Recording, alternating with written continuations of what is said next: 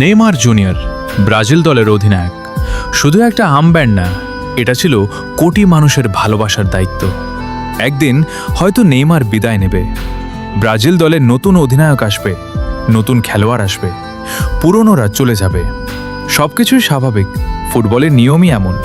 কিন্তু এই একটা জায়গায় সবকিছু থেমে যায়। নেইমারের মতো কেউ কি আর আসবে? হয়তো নতুন কেউ ভালো খেলবে, হয়তো ট্রফি জিতবে, কিন্তু কোটি কোটি মানুষের হৃদয়ে এইভাবে জায়গা করে নিতে পারবে? লিওনেল মেসির আছে বিশ্বকাপ, ক্রিস্টিয়ানো রোনালদোর আছে অসংখ্য রেকর্ড। নেইমারের কাছে হয়তো নেই, কিন্তু নেইমারের কাছে আছে একটা অন্যরকম জিনিস, ভালোবাসা। শুধু ব্রাজিল সাপোর্টার না, আর্জেন্টিনা, পর্তুগাল, ফ্রান্স সব দেশের মানুষই তাকে ভালোবাসে। কারণ সে শুধু খেলতো না, সে মানুষকে আনন্দ দিত, সে মানুষকে অনুভূতি দিত। তার ড্রিবলিং, তার হাসি, তার কান্না সবকিছুই মানুষের হৃদয়ে গিয়ে লাগে। হয়তো নেইমার বিশ্বকাপ পায়নি, হয়তো ব্যালন ডিওর পায়নি, কিন্তু সে পেয়েছে এমন একটা জিনিস যেটা ট্রফির চেয়েও বড়, কোটি কোটি মানুষের ভালোবাসা।